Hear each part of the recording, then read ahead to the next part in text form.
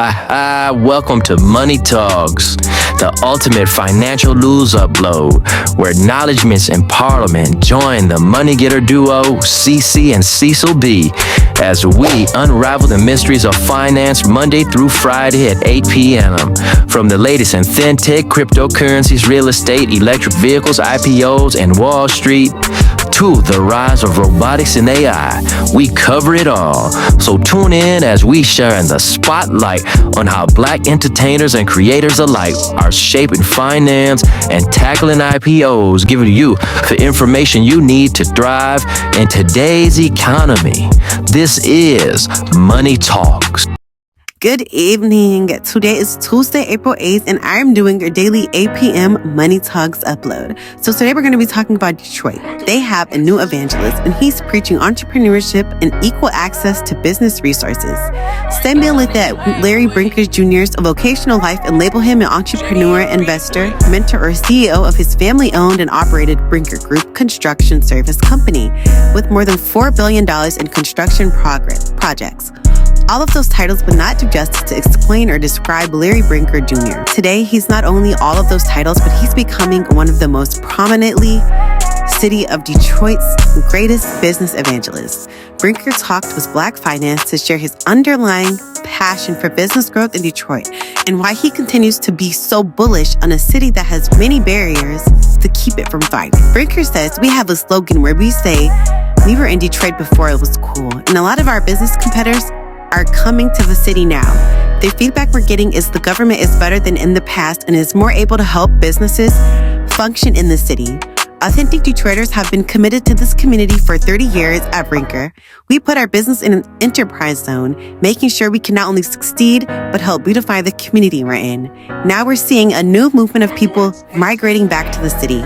We've seen some big changes in the entire Detroit ecosystem in the past few years with the tremendous amount of technology companies coming here. We've also had new interest from biomedical companies and healthcare services with new cancer research developments. Entrepreneurs in the city have moved away from energy drinks and podcasts and are now working and investing in areas ranging from cyber, tech, and fintech to real estate and healthcare." With all that's apparently going on in Detroit from an entrepreneur standpoint, why are we not hearing about it nationally? Regarding positive minority entrepreneurial environment, we do not have a ways to go, starting with access to resources. Opportunities for minorities and resources in Detroit look different than in other places in the country. One of my focuses is to promote and push the conversation of equalizing career opportunities in Detroit. A lot of times what happens is, if you don't have that business savvy and no access to capital and networks to build the best teams, those companies will not be successful. Unfortunately, it's a ladder to climb up. Every day in Detroit, I feel it looks very different than Atlanta, Baltimore, or Houston. Those cities are welcoming to minority businesses. And next up, we have Resilience and Rogue, Melissa Butler's journey of success. "I have left Detroit a million times and I keep returning to it," says Melissa Butler, the Lit Bar founder and CEO.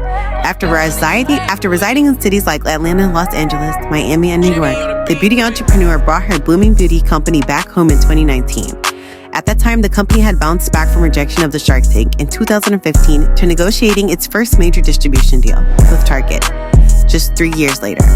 Known for its vast array of bright colors, the vegan brand was already a massive success through online and outsourced retail distribution.